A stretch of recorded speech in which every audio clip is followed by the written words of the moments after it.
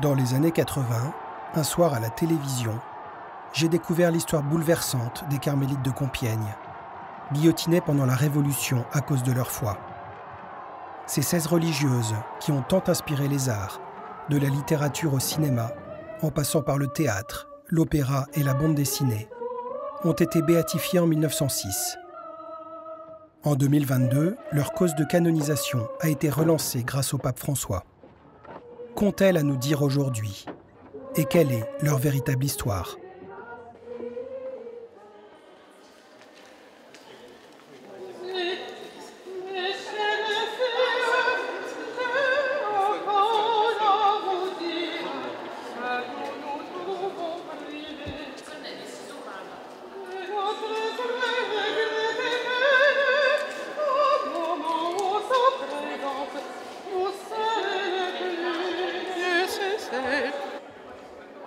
Janvier 1793, exécution de Louis XVI. Non, vous serez sur les marches et ici, parce que les autres solistes vont être devant vous. D'accord, on se met là ici.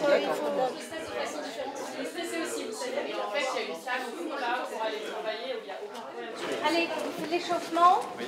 Dialogue des Carmélites de Poulenc, c'est un opéra que je ne connaissais absolument pas avant d'être engagée par l'Opéra Bastille en 1998 pour aller doubler les rôles de Blanche et Constance au Saito Kinen Festival au Japon, dirigé par Seiji Ozawa.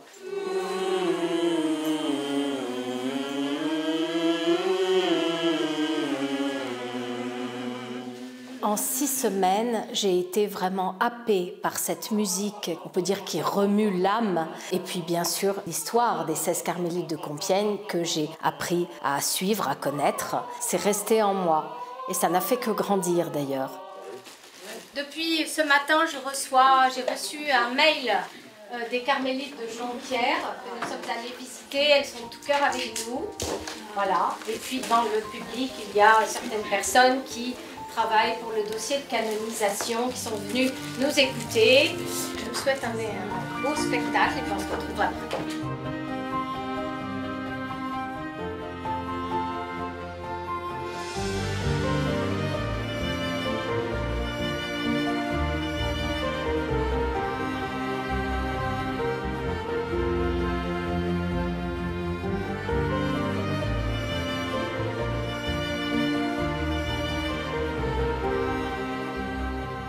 Et ce n'est pas du coup qu'une histoire racontée par un bel opéra, ça s'est vraiment passé.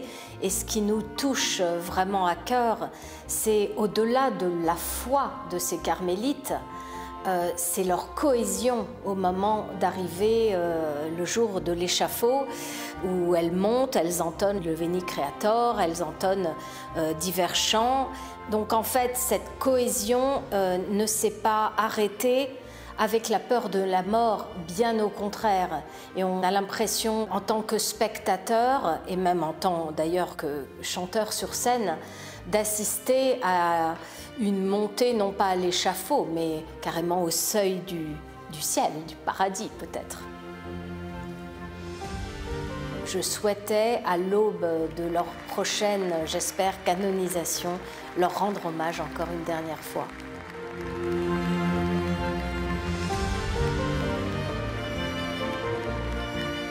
Les Carmélites de Compiègne ont inspiré en 1957 à Francis Poulenc l'un des opéras les plus joués au monde. Mais ces dialogues des Carmélites avaient d'abord été écrits par Georges Bernanos en 1947, au soir de sa vie, comme un véritable testament spirituel. Cette œuvre au destin étonnant puisait ses racines dans un texte précédent. La jeunesse des dialogues des Carmélites, elle est d'abord liée à une œuvre qui précède les dialogues des Carmélites de Bernanos. Cette œuvre, c'est La dernière à l'échafaud de Gertrude von Lefort, qui est une femme écrivain allemande, protestante à l'origine, qui s'est convertie ensuite au catholicisme. En écrivant ce roman, Gertrude von Lefort a inventé un certain nombre de personnages. Blanche de la Force n'existe pas dans la réalité. Ça, c'est un personnage qui a été créé Pour ce qui concerne Bernanos, l'origine même des dialogues des Carmélites, elle est liée à une demande du révérend père Bruckberger qui souhaite en faire un film de cette histoire de Gertrude von Lefort. Et Bernanos va écrire des dialogues destinés à un film et qui a été refusé par le producteur dans un premier temps, jugeant le texte parfaitement inadapté au cinéma. Et puis ce texte a eu un cheminement qui est assez unique, oui, il faut le dire. Au moment de sa mort, Bernanos ne sait rien du devenir de cette œuvre. Le texte sera édité de manière posthume en 1952 et sera d'abord adapté au théâtre, deviendra un grand classique du répertoire théâtral. Et puis ce texte sera adapté à l'opéra avec l'opéra de Francis Poulenc, Dialogue des Carmélites. Donc c'est une chose assez unique dans l'histoire du cinéma qu'un texte qui est destiné au cinéma devienne d'abord un classique du répertoire théâtral et de l'opéra. Le film sera finalement produit en 1960, en s'inspirant assez librement du texte de Bernanos, devenu célèbre. Mais une version beaucoup plus fidèle à son œuvre sera réalisée plus tard en 1983, sans qu'il ne puisse jamais voir le résultat de son travail. Georges Bernanos écrit les Dialogues des Carmélites en 1947 et en 1948. Il se trouve à l'époque en Tunisie. Il s'est, pour ainsi dire, exilé, c'est le terme exact, parce qu'il ne supporte pas le climat de la France de l'époque, la France de l'épuration et de l'immédiate après-guerre. Il lui reproche de s'orienter vers une société de consommation qui constitue son nouveau rêve. Et ce progrès, cette modernité que Bernanos considère comme un renoncement à toute espèce de vie intérieure. Il se trouve dans ce contexte, qui est le contexte à la fois d'une révolte et d'une aspiration à un profond recueillement. Bernanos va mourir en 1948, en juillet 1948, le 5 juillet. Et dans ces 2 dernières années, il est manifeste au regard de ses écrits qu'il sent cette mort venir. Et quand on met en parallèle ces textes, et notamment ces textes les plus intimes, qui sont les textes de son journal, en fait, avec le texte même des Dialogues des Carmélites, on est pris de vertige, parce qu'il y a une relation qui est tellement étroite entre le drame de Blanche, celui de la prieure, la mort de la prieure, le principe de l'honneur aussi, le fait que la France, pour Bernanos à cette époque, est en train de renoncer à son honneur, qui est celui justement de porter les valeurs de l'Évangile. Et pour Bernanos, cette France s'éloigne de cette identité essentielle. Bernanos se prépare à la mort avec l'écriture des Dialogues des Carmélites. Et ça n'est pas du tout d'ailleurs quelque chose, on est à l'opposé de quelque chose de mortifère, c'est une avancée vers la lumière. On peut dire que la mort de Bernanos, c'est un accomplissement absolu, comme celui du martyre des Carmélites de Compiègne.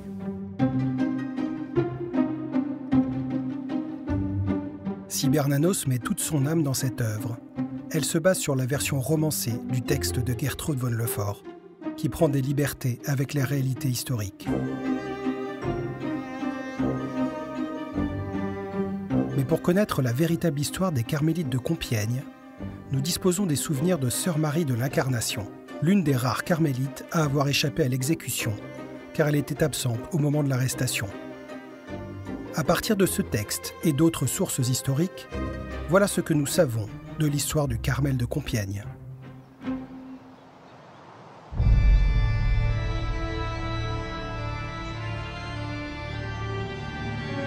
Alors Sainte Thérèse a voulu réformer le Carmel en reprenant la règle primitive parce qu'elle avait été mitigée, adoucie. Elle était dans une communauté où elles étaient 150 et elle avait appris 2 choses.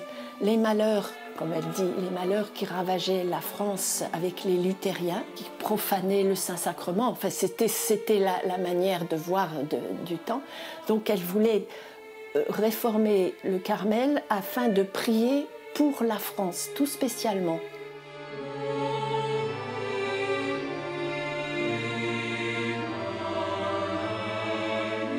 Alors, le Carmel de Compiègne est le 53e fondé en France en 1641. Il est tout près du château, il n'y a que la rue à traverser.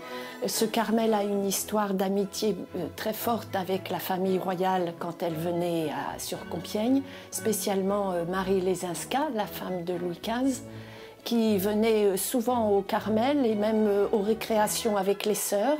Elle avait une petite chambre pour elle. Et elle était très, très liée. Et c'est grâce à la famille royale que Mère Thérèse de Saint-Augustin, la future prieure des martyrs, a pu rentrer au Carmel pour avoir une dot. Il existe donc un lien affectif entre ce Carmel et la monarchie. Et lors du procès, Mère Thérèse de Saint-Augustin ne cachera pas l'attachement des sœurs au roi et à la famille royale. Ce qui ne veut pas dire que nous soyons dans un engagement politique. Aucune de ces femmes n'aurait milité ou comploté contre la République naissante.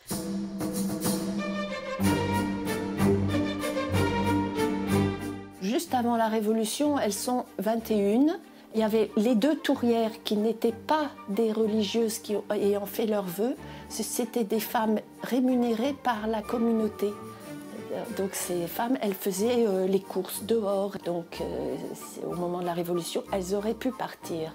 Ce sont des femmes extrêmement attachantes. Donc il va être difficile, et je pourrais raconter des anecdotes pratiquement sur les 16. Alors la plus admirable reste évidemment la prieure, qui était née Claudine Lidoine, et qui avait donc pris le nom de Mère Thérèse de Saint-Augustin, issue d'une famille modeste. C'est elle dont Marie-Antoinette avait payé la dot, et dont tous les écrits et l'attitude montrent vraiment une femme d'exception. On peut penser aux 2 belles figures des 2 anciennes, plus de 50 ans de profession, toute une vie de fidélité couronnée par le martyre. Il y avait aussi sœur Euphrasie, qui avait un peu de mal avec l'humilité, mais qui est morte complètement réconciliée. Sœur Julie, qui était veuve, et qui était l'artiste de la communauté. Elle était en particulier musicienne. Et le 14 juillet 1794, 2 jours avant leur mort, elle a composé une parodie de la Marseillaise. C'est toute la France, dans sa diversité géographique et sociale, qui sont représentées. C'est aussi ce qui se sent dans les écrits de Marie de l'Incarnation, la seule survivante. Ce sont des femmes qui s'aimaient beaucoup. Malgré les petites tensions qu'il peut y avoir, comme dans chaque communauté, il y a une vraie fraternité qui les unit. Et qui les unira jusqu'au bout, au-delà de leur martyre. Et tout ce monde-là est uni par le but, c'est d'être unis à Jésus-Christ, d'aimer Jésus, leur époux, et de prier pour l'Église, et pour la France, pour le monde.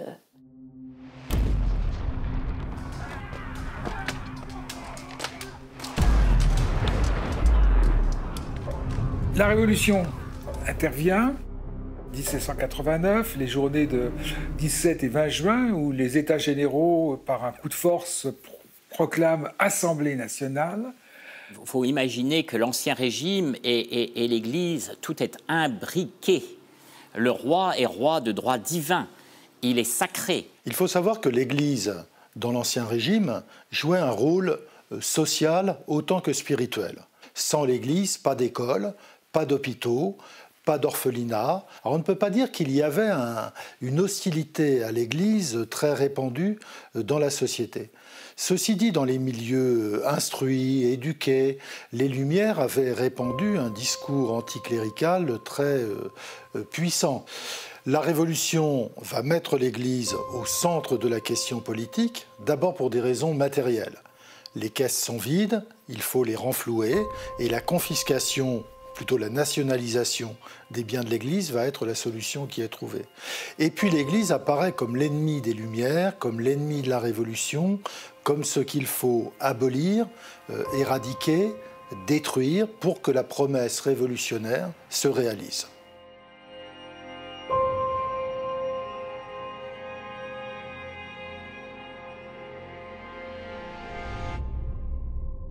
Alors, le 29 octobre, il y a une décision de l'Assemblée, suspension des vœux. Celles qui n'ont pas prononcé leurs vœux ne peuvent pas les prononcer. L'image des couvents n'est pas une image positive à la fin du XVIIIe siècle, et notamment une image négative a été véhiculée par la littérature. La religieuse de Diderot, l'idée qu'on a mis dans les couvents de force un certain nombre de filles et que si on leur permet de quitter leur robe de religieuse, eh bien elles vont se libérer. Et il y a dans la communauté une jeune novice qui a 27 ans, Marie-Geneviève Meunier, qui porte le nom de sœur Constance et qui donc aurait dû prononcer ses vœux. Les vœux étant interdits, la mère prieure n'a pas voulu passer outre l'interdiction. Elle a voulu respecter pour ne pas mettre en danger ses sœurs.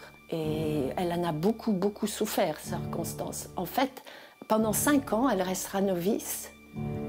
Et on espère qu'elle a pu prononcer ses vœux juste à l'échafaud.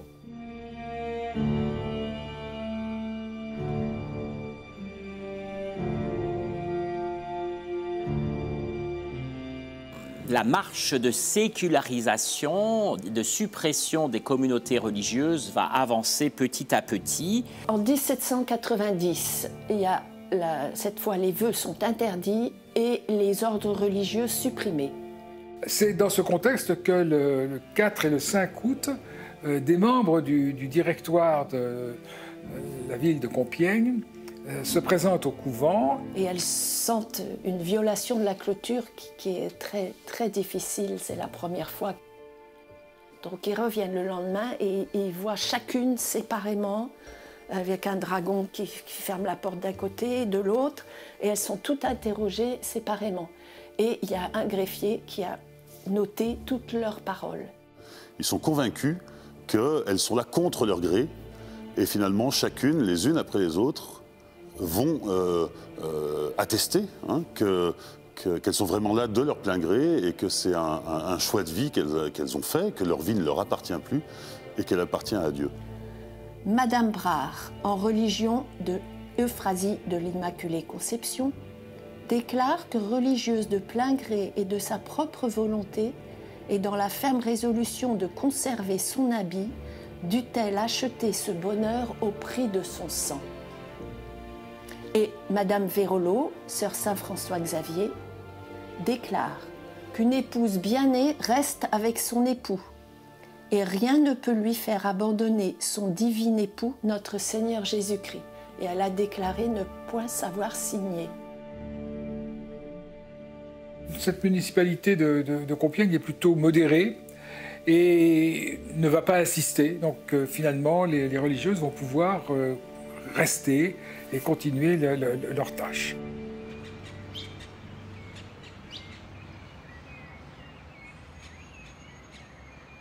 Du Carmel de Compiègne d'origine, il ne reste rien depuis la Révolution. Mais une nouvelle communauté de carmélites a repris le flambeau au XIXe siècle dans d'autres bâtiments.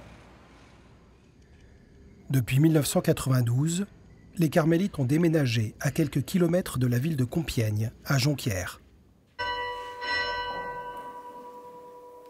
Acclamez le Seigneur terre entière, servez le Seigneur dans l'allégresse, venez à lui avec des chants de joie, préparez votre cœur, le Seigneur est proche.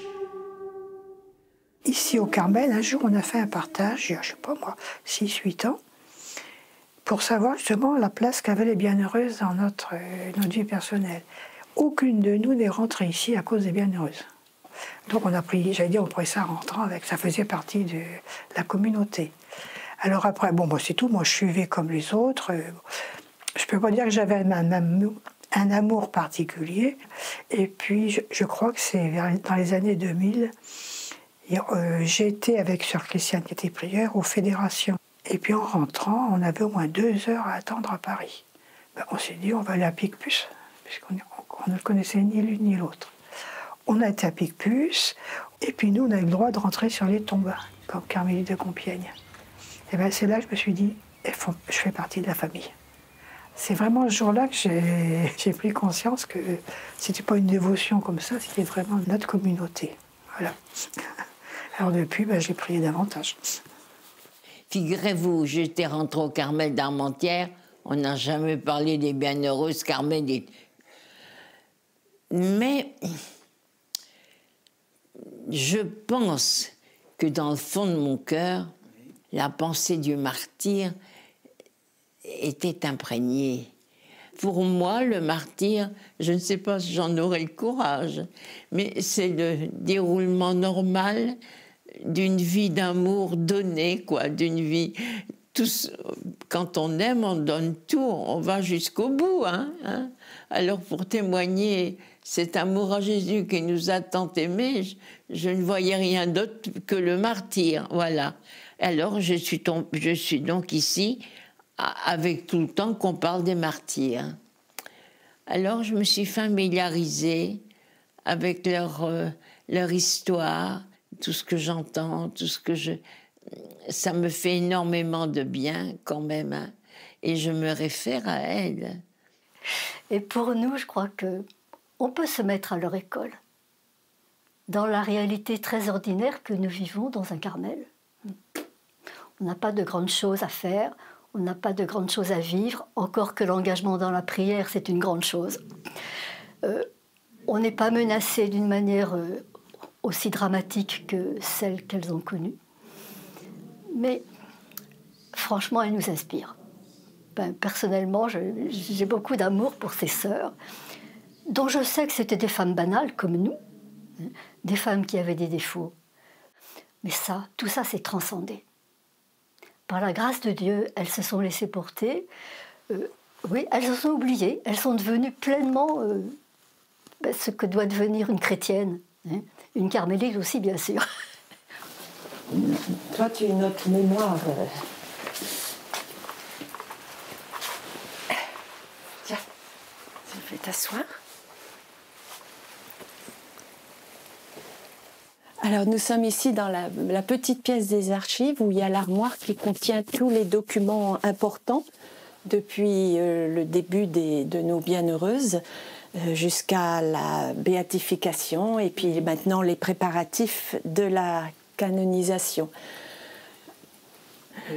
Le pape a donné son accord pour une canonisation équivalente, c'est-à-dire sans nécessité de miracle, parce qu'elles sont martyrs, et donc on a seulement à montrer un peu le rayonnement universel des bienheureuses.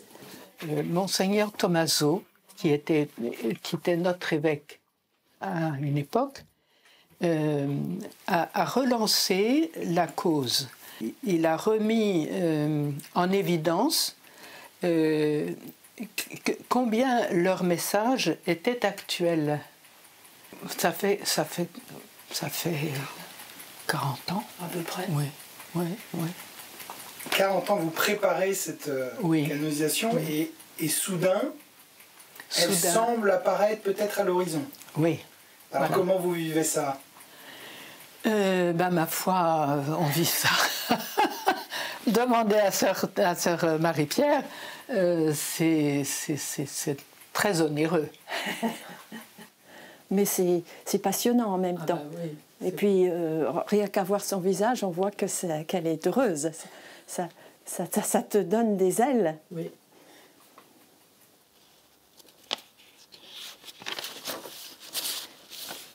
Ah ben ça c'est bien parce qu'elle est complètement anonyme et elle n'a pas été mise...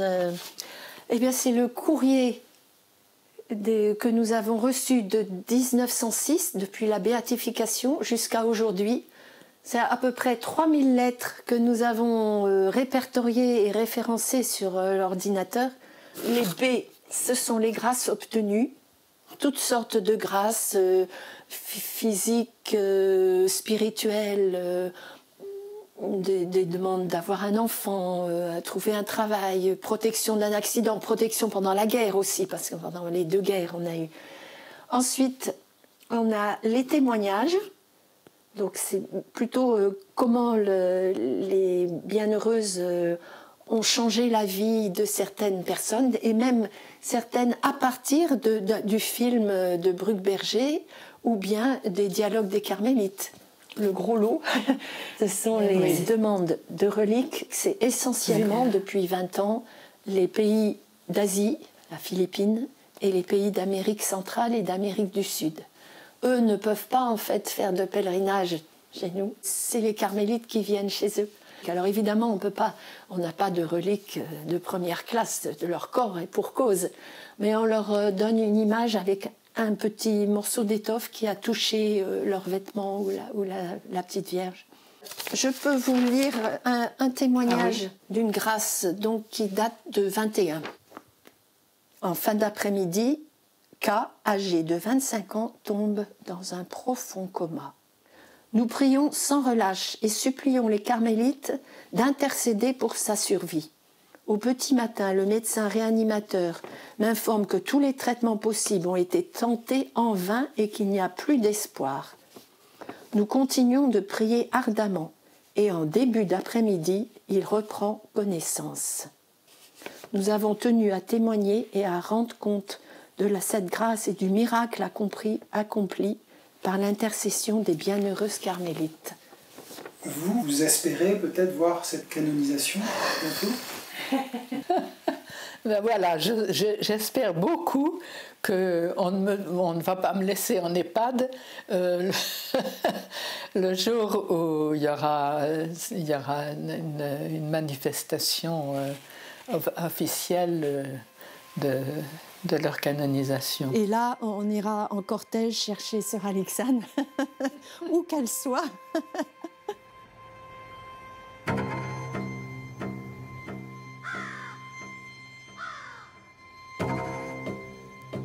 Le 14 septembre 1792, au matin, un petit groupe d'hommes de la municipalité de Compiègne arrive dans le couvent avec leurs écharpes et annonce que les religieuses ont 2 jours pour quitter les lieux, abandonner leurs vêtements religieux et se disperser.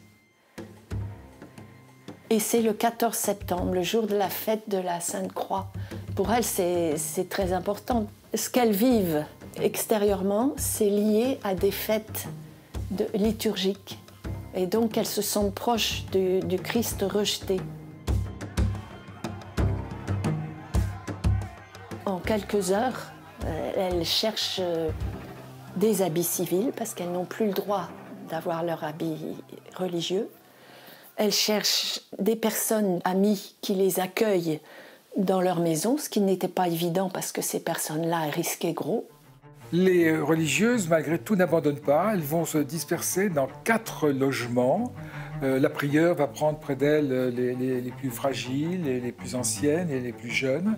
Et la mère supérieure, mère Thérèse de Saint-Augustin, dès le départ, dit à ses filles que c'est pas parce qu'on n'est plus ensemble en communauté dans le Carmel que le rythme, la règle de vie doit être aménagée. Non, on va reprendre la règle de vie. Alors elles ont chacune, dans chaque refuge, un petit oratoire dans lequel elles vivent leur vie de prière. Et elles participent à l'Eucharistie tous les jours, en accédant par une porte dérobée à l'église Saint-Antoine, où un prêtre réfractaire continue de célébrer la messe pour elles. Donc là aussi, il y avait encore un semblant de vie communautaire, dans la mesure du possible. Et leur principal souci, je le répète, était de maintenir, autant que faire se peut, ce qui fait l'essence de leur vocation.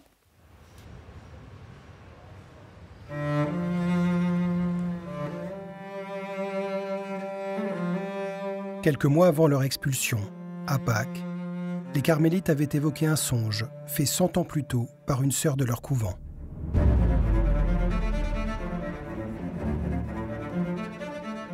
Au XVIIe siècle, l'une des religieuses de la communauté de Compiègne avait fait un rêve assez impressionnant où elle voyait toute une communauté, excepté 2 ou 3 sœurs, entrer dans la gloire de l'agneau, les palmes à la main.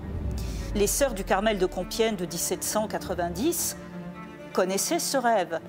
Et peu à peu, elles ont commencé à comprendre que sans doute, ça pouvait être l'annonce d'un martyr. Et effectivement, toute la communauté, à l'exception de 3 sœurs, a péri. On peut considérer aujourd'hui que ce rêve qu'avait eu sœur Élisabeth Baptiste 100 ans avant était en effet prémonitoire.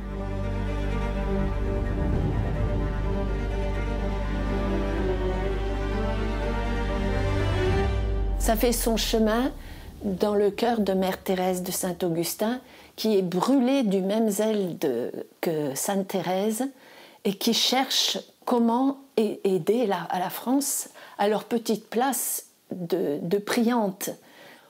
Au moment de la dispersion, il lui vient dans le cœur de proposer à ses sœurs un acte de consécration dans lequel elles s'offriraient, toutes celles qui veulent, elles s'offriraient à Dieu, donc pour apaiser la colère de Dieu, et que la paix, cette divine paix que son cher Fils était venu apporter au monde, fut rendue à l'Église et à l'État.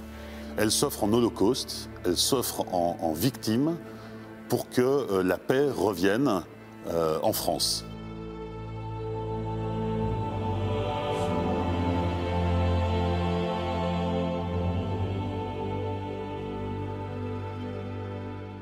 On est dans le vocabulaire de l'époque.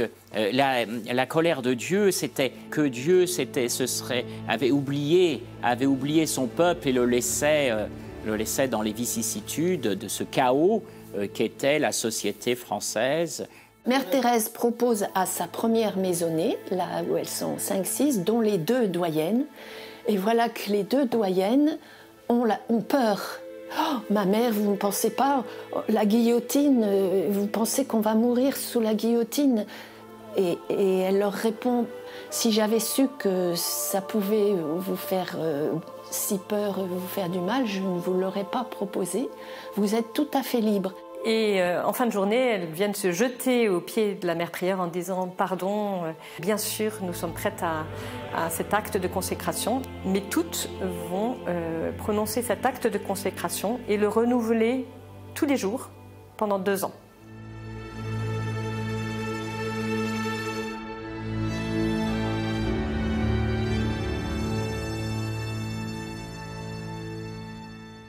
Alors, il ne s'agit pas d'un vœu suicidaire, qu'on s'entende bien, c'était très clair. C'était tout simplement remettre leur vie au Christ, faire le don total de leur vie au Christ pour la France et pour le retour de la paix en France. Il ne s'agissait pas d'aller au-devant du martyr, mais de l'accueillir si la situation se présentait. Bernanos va parler du vœu au martyr et une partie de sa pièce est autour de ça. Ce que Mère Thérèse de Saint-Augustin propose à ses sœurs, c'est une offrande d'elle-même. Très concrètement, puisqu'on est en septembre 92, elles le savent, qu'il y a eu ces massacres de prêtres, il commence à y avoir des arrestations un peu partout, et elles proposent finalement, dans la grande tradition du Carmel, d'offrir leur vie. Vous savez, un peu plus proche de nous, Edith Stein, quand elle quitte le Carmel, où elle s'est réfugiée en Hollande, elle va dire « Allons pour notre peuple ». Ça évoque beaucoup ce qui s'est passé aussi à Tibrine. Et pour ceux qui ont vu le très beau film des hommes et des dieux, on est dans la même démarche spirituelle.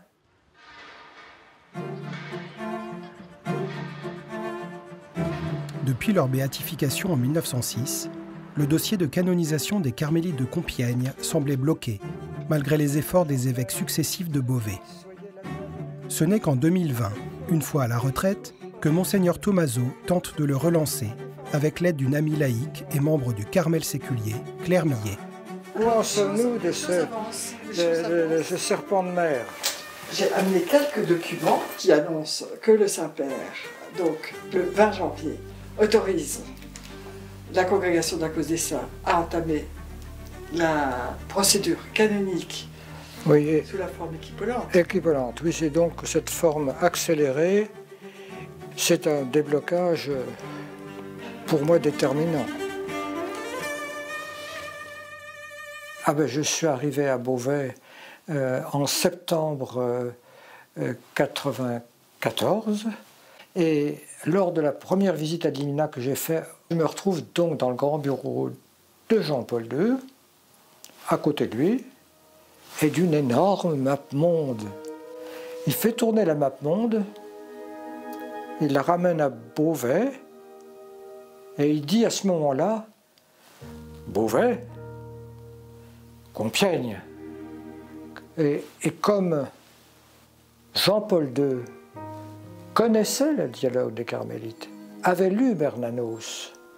C'est lui qui m'a dit « Il faut faire avancer la cause des Carmélites de Compiègne, il n'y a pas besoin de miracle. » Alors, avec une certaine candeur, je me précipite à la congrégation pour la cause des saints, qui visiblement, ceux que j'ai rencontrés, n'étaient pas très palpitants sur ce sujet, et je me suis rendu compte que ce serait sans doute pas facile de faire progresser cette cause, ce qui était pour moi une déception assez profonde.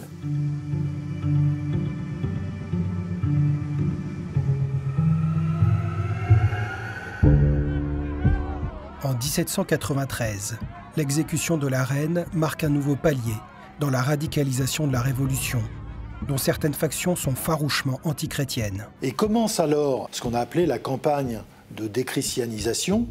C'est là qu'on va organiser des mascarades anti-religieuses où des gens se déguisent en évêques, montent sur des ânes et processionnent à travers Paris.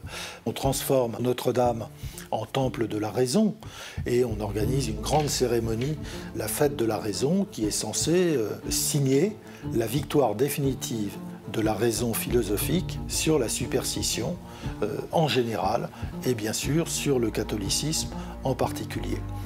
Les arrestations de prêtres vont se multiplier, la messe est interdite, donc il n'y a plus d'office, il n'y a plus d'obsèques religieuses. Tout ceci disparaît pendant quelques mois dans un véritable climat de terreur. Et pour la plupart des prêtres un peu partout en France, c'est le temps de la clandestinité totale qui commence. Mais au même moment, Robespierre, membre du comité de salut public, s'oppose à l'athéisme farouche qui fait rage dans la Révolution. Il veut instaurer une religion d'État pour remplacer l'Église et proclame le culte de l'être suprême en 1794. Mais ses opposants athées du comité de sûreté générale ne s'avouent pas vaincus. Robespierre est vaguement déiste et il essaye d'associer la divinité, l'être suprême, aux conquêtes révolutionnaires de liberté, d'égalité. Ça va donner une fête absolument ridicule et absurde. Et les malheureuses religieuses de Compiègne vont être un peu l'enjeu de tout cela et vont finalement périr à cause de ces luttes de factions.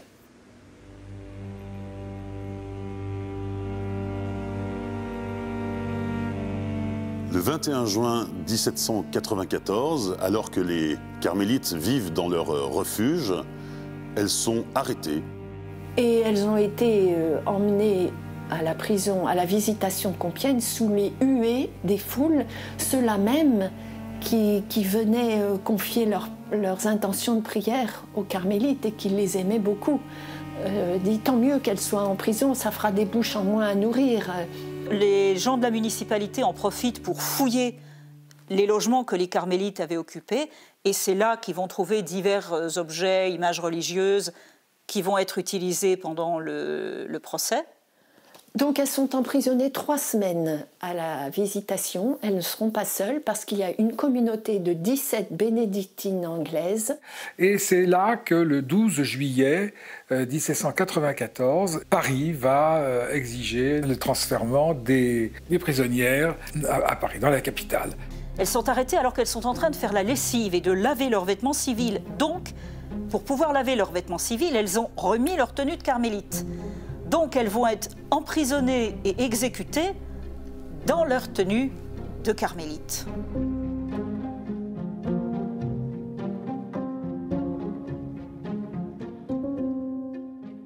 Donc le voyage est très difficile. Elles arrivent à Paris le 13 juillet à la conciergerie. Pour descendre de la charrette, elles avaient les mains liées.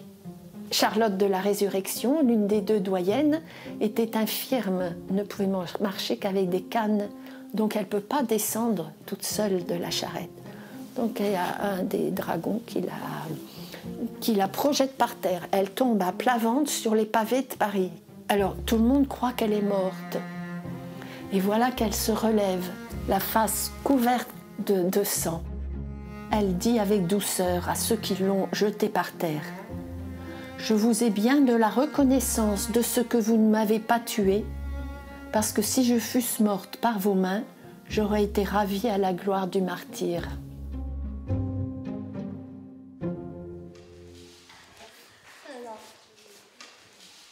Où est-ce qu'on se met? Tu as des... À côté de toi, d'accord. Ah, dis donc. C'est quoi? Bah, tu veux peut-être pour une fois tu prends une chaise. Oh, comment ça, je prends une chaise? C'est là, quand même. C'est la table qui se roule. C'est bientôt ça. Ça sent la guillotine, hein. Bah, c'est normal, hein.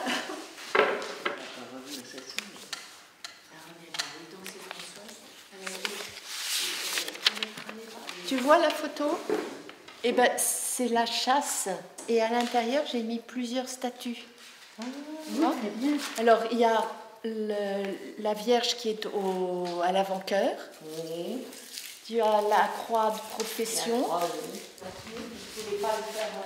C'est bien. C'est là que... On en est au numéro 60. Ça fait 30 ans qu'il a été édité. Le premier, c'était en vue du bicentenaire en 1994.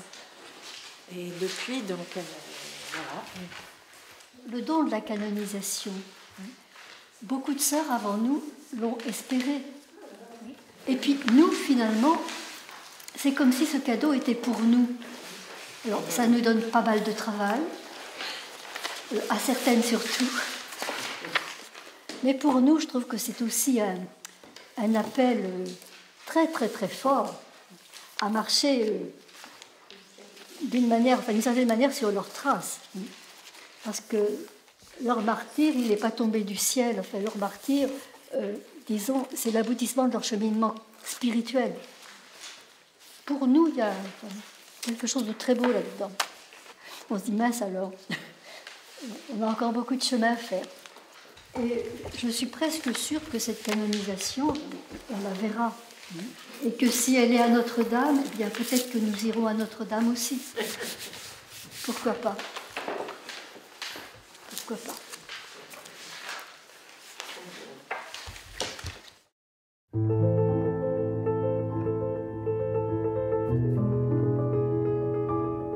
Elles sont incarcérées à la conciergerie. La conciergerie, c'est une immense prison. Elles sont entassées, elles, dans 2 pièces. C'est l'antichambre de la mort, tout le monde le sait. Le 16, c'est la fête de Notre-Dame du Mont-Carmel. Elles vont chanter tout l'office. C'est la plus grande fête du Carmel. Elles chantent, elles réconfortent les autres prisonniers qui sont eux aussi dans l'attente de la mort. C'est une atmosphère épouvantable, on l'imagine bien. Et des témoins diront, on a l'impression qu'elles allaient à la noce. Elles étaient dans une joie rayonnante. C'est quelque chose de frappant et d'extrêmement touchant. Sœur Julie-Louise, avec un charbon qu'un détenu lui avait procuré et un bout de papier, a écrit 5 couplets sur l'air de la Marseillaise qui venait juste d'être composée. Et ce 3e couplet nous dit « Grand Dieu qui voyait ma faiblesse, je désire et je crains toujours. Confidemment, l'ardeur me presse. Mais donnez-moi votre secours. Je ne puis vous cacher ma crainte, pensant au prix de la mort. Mais vous serez mon réconfort. Je le dis, non, plus de contraintes. Hâtez donc le moment, j'attends mon changement. Seigneur, Seigneur, sans différer, rendez mon cœur content. » Voilà l'état d'esprit des sœurs la veille de leur mort. Elles apprennent le soir du 16 juillet que leur procès aura lieu le lendemain. Donc là, elles remercient la Sainte Vierge parce qu'elle se dit c'est un signe du ciel, quoi, que c'est dans la fête du Carmel que les noces de l'agneau arrivent, quoi. L'époux est tout proche.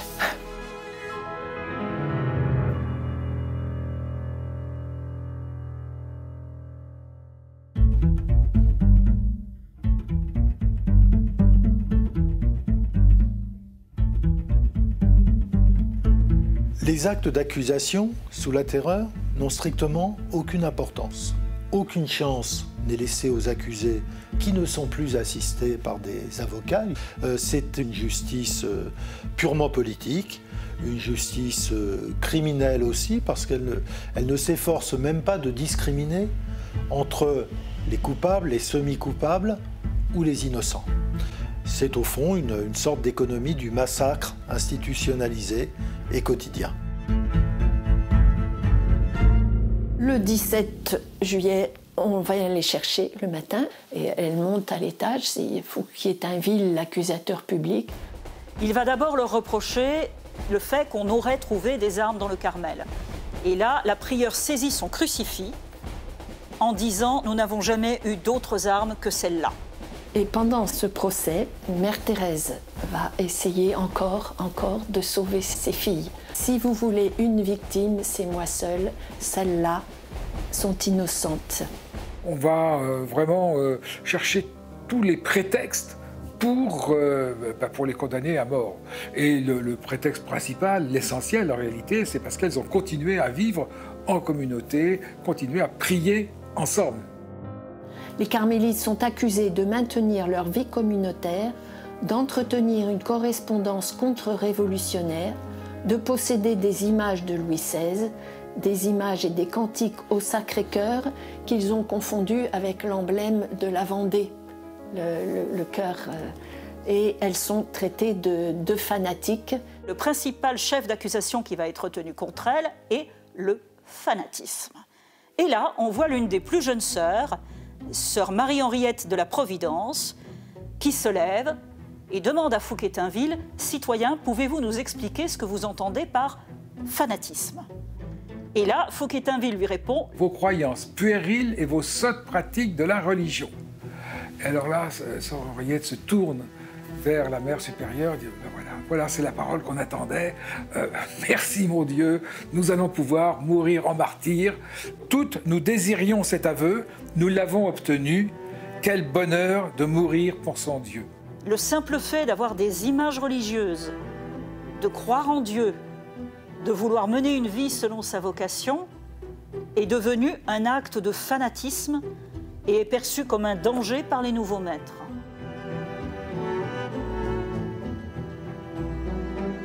Au moment du verdict, une des sœurs tourières s'évanouit.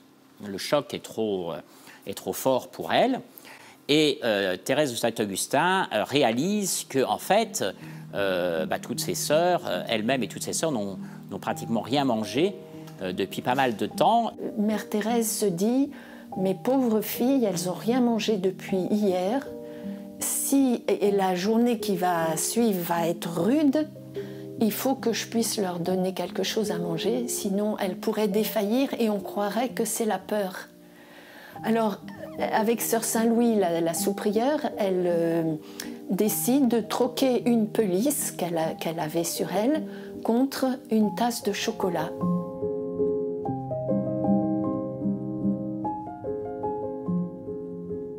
Pour se préparer physiquement à l'exécution, les sœurs vont toutes avoir droit à ce petit réconfort afin d'affronter la mort dans la plénitude de leurs moyens. Et elles passent ensuite le reste de leur temps à prier. Et quand la charrette arrive, elles n'ont plus qu'à commencer la route qui dure à peu près 1h30 vers la place de la Nation.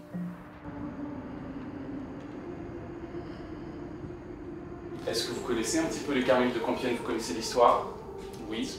Donc on a 5 pièces qui sont 5 pièces qui ont été chantées donc, par les Carmélites de Compiègne sur le chemin entre la prison, c'était à la conciergerie, et l'échafaud qui était sur la place de la Nation.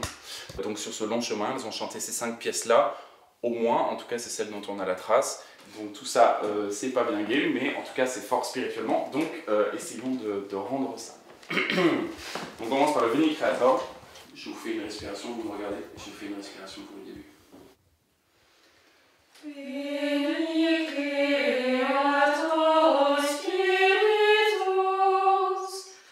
mentes tuorum visita, impresso per gratia, qui tu creator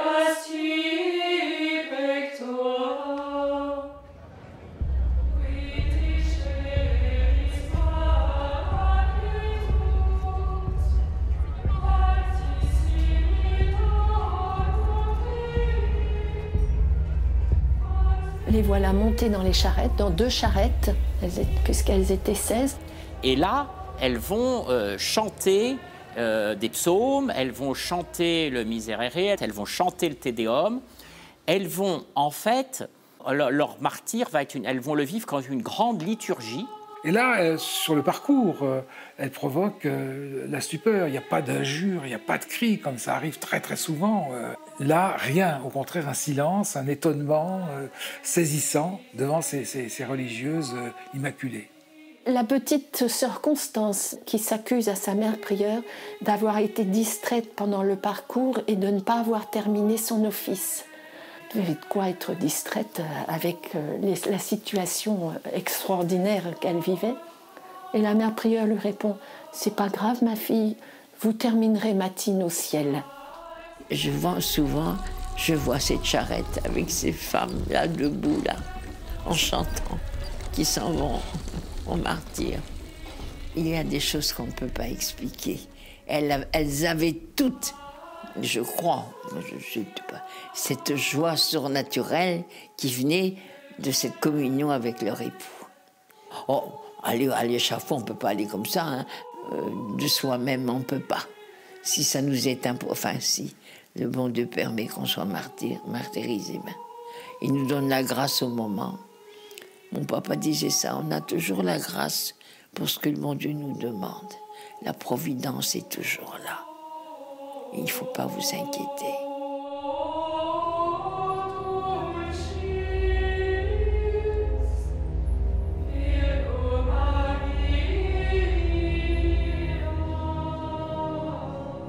Auparavant, les charrettes quittaient la conciergerie, traversaient la Seine, allaient jusqu'à la place de la Concorde, où l'échafaud était installé à l'entrée du jardin des Tuileries. Et puis la municipalité de Paris a commencé à s'inquiéter du fait que la terre de la place de la Concorde, qui était en terre battue, dégorgeait du sang qui était répandu. Et en même temps, pendant ces journées, la terreur s'emballe. Il y a de plus en plus de charrettes, de plus en plus de gens qui sont exécutés. Alors le comité décide, l'échafaud va être déplacé dans un endroit beaucoup moins visible, ce qui est aujourd'hui la place de la Nation, là où il y a les 2 colonnes. Hein. On se dit donc là, il y aura moins d'hostilité face au trajet des condamnés que dans le centre de Paris.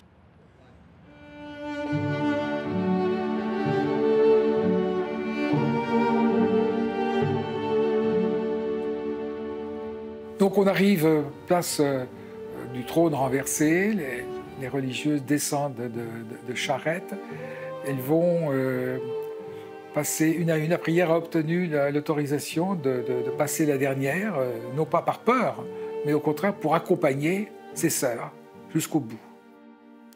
Ensuite, dans un silence éclatant, elle va inviter ses sœurs à redire leurs vœux de religion. Ce qui veut dire que pour la jeune novice qui ne les avait jamais prononcés, et pour les 2 tourières, elles vont les prononcer et mourir véritablement carmélites.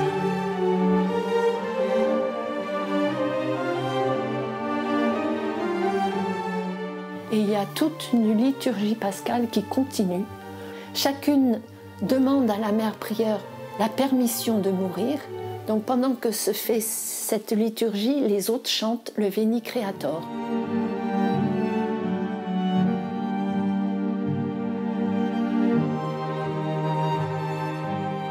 Aucun témoignage ne permet de dire dans quel ordre les religieuses sont décédées. Ce qu'on sait, c'est que la première, c'était la plus jeune, sœur Constance, qui effectivement est venue s'agenouiller au pied de la prieure, lui a demandé la permission de mourir, a embrassé rapidement quelque chose que la prieure tenait dans sa main et qui était en fait une toute petite statue de la Vierge Marie.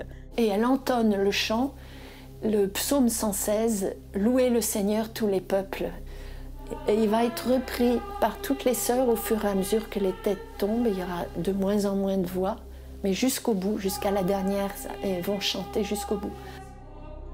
Sœur de Jésus crucifié, elle ne peut pas monter toute seule, donc les bourreaux l'aident, donnent le bras pour monter les marches. Et elle dit « Mes amis, Je vous pardonne de tout le cœur dont je voudrais que Dieu me pardonne. C'est quand même extraordinaire parce que leur martyre a transformé l'horreur en liturgie, la haine en amour et la mort en vie.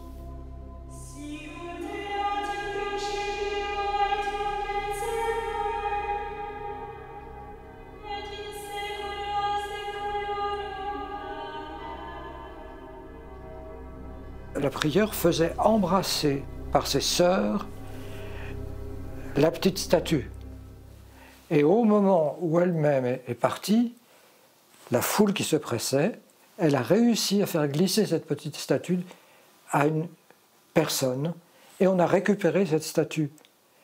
Parce qu'il n'y a pas de relique des carmélites de Compiègne, puisqu'elles ont été jetées dans une fosse commune où il y a des centaines de corps. Maintenant, il n'en reste pas grand-chose, vous devinez. La seule relique qu'il y a dans ce mémorial, si impressionnant de Jonquière, c'est cette statuette qui a été embrassée par les carmélites montant à l'échafaud.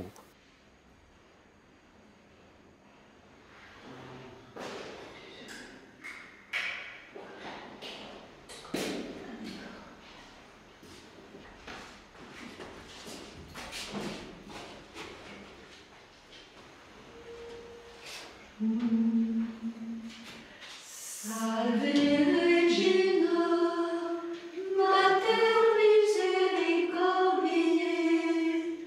vita dulcedo, estes nostra salve.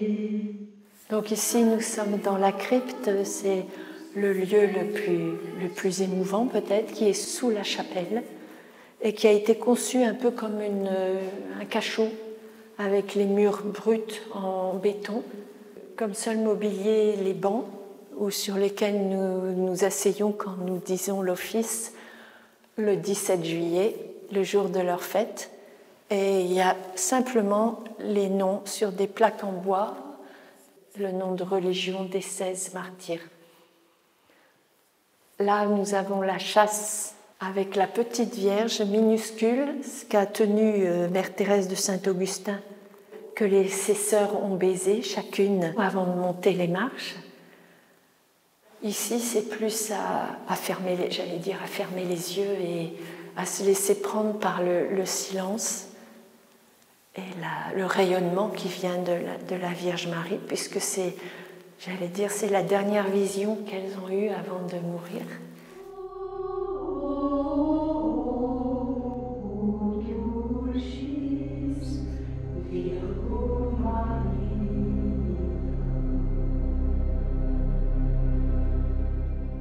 10 jours plus tard, le 27 juillet, le vent tourne et c'est Robespierre qui est guillotiné et c'est la fin de la Grande Terreur.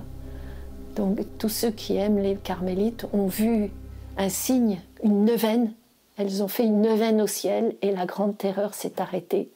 On peut dire que vraiment le 9 Thermidor, c'est un tournant. La terreur est finie, il y aura encore bien sûr des phases de répression, mais néanmoins, c'en est fini de la terreur judiciaire, ou plutôt de la violence idéologique.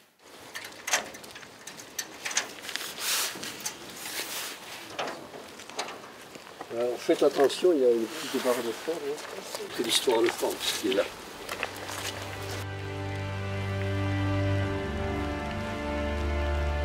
C'est la première fois que je viens et je suis très heureuse de pouvoir enfin connaître ce lieu dont j'entends tellement parler depuis 22 ans que je suis au Carmel de Compiègne. Comme maintenant, sœur Alixane, l'ancienne archiviste, m'a passé le flambeau, je me suis dit que j'avais bien besoin du réconfort des 16 bienheureuses pour pouvoir continuer ma tâche dans la communauté et pour aider pour la canonisation. Voilà, alors que nous nous trouvons devant les fosses communes qui sont matérialisées par cet espace gravillonné. Donc il y en avait deux. Celle qui est le long du mur, où sont les carmélites, a reçu 1 millier de corps. Et la dernière ici, 300 seulement, parce que le 27 juillet est heureusement arrivé et on a arrêté ces condamnations.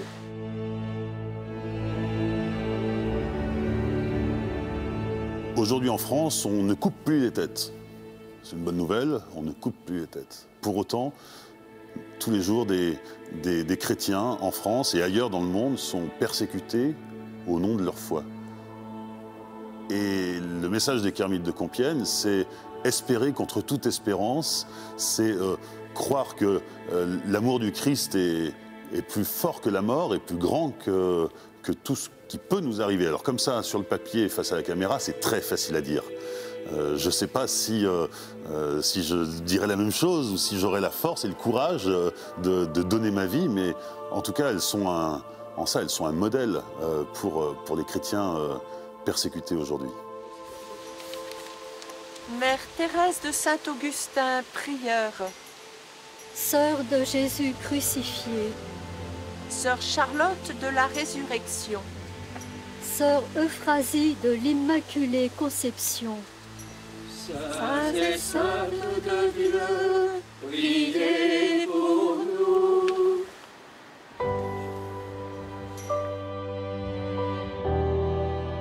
Je crois que c'est une grande leçon qu'on reçoit là. Qu'est-ce qu'il y a dans ces fosses, des corps mutilés, qui n'ont pas été respectés? Mais à partir de là, on est porté vers le sommet de la sainteté, le sommet de l'oubli de soi. On comprend très bien que ces femmes qui ont dû avoir une peur énorme, qui ont dû avoir de la panique, et aussi être scandalisées d'être traitées comme elles l'ont été, en fait, elles ont atteint une liberté d'être fabuleuse, et donc cette liberté les a conduites à la joie.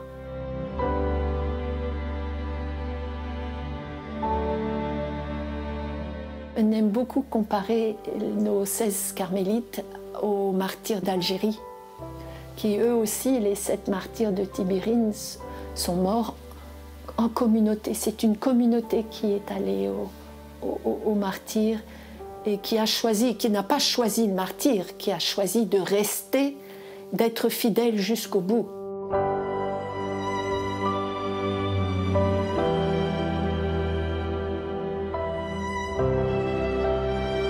Ces femmes, dans une situation difficile, dans un contexte de crise, s'offrent. Leur réflexe est de s'offrir. Il n'est pas de riposter ou de répondre à la violence par la violence. Comme le dit Mère Thérèse de Saint-Augustin, ma seule arme, c'est le crucifix. Ce qui ne les empêche pas, malgré tout, de se défendre. Donc ce n'est pas non plus des petits agneaux qui se laissent conduire à l'abattoir, non. Elles osent se défendre, elles osent dire leur vérité. Et pour oser chanter des chants religieux et renouveler leurs vœux religieux devant la foule qui va assister à leur exécution, ça aussi c'est un magnifique témoignage. Et il faut avoir de l'audace pour rendre ce témoignage-là. Elles ont offert leur vie pour la paix dans l'Église et dans l'État. Ça résonne pour le monde entier, c'est quelque chose de tellement important, où toutes ces guerres actuellement, et puis la paix pour l'Église aussi, hein, où les choses ne sont pas faciles.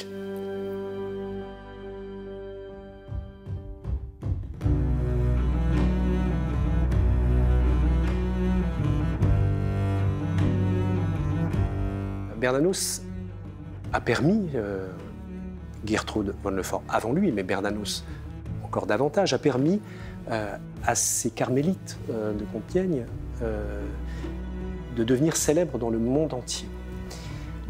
Et on se demande si les carmélites de Compiègne n'avaient pas quelque part besoin de Bernanos pour que le monde entier soit sensible à une chose déterminante dans leur martyre, c'est tout simplement la communion des saints. Mourir les uns pour les autres, mourir les uns à la place des autres. Je trouve que ce qu'il y a de plus beau dans cette notion-là, en plus de sa dimension spirituelle, c'est qu'elle concerne l'humanité tout entière. c'est qu'elle peut aussi bien concerner des incroyants que des croyants. Chacun d'entre nous peut être appelé à mourir pour l'autre, et c'est ce que les carmélites de Compiègne ont fait dans la réalité, et c'est ce que Bernanos a situé au cœur même de son œuvre.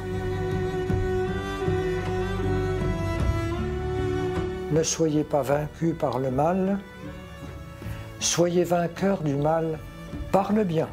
C'est vraiment ce que Jésus est venu porter au monde, c'est que l'amour aura le dernier mot. À quel prix? C'est le signe de la croix.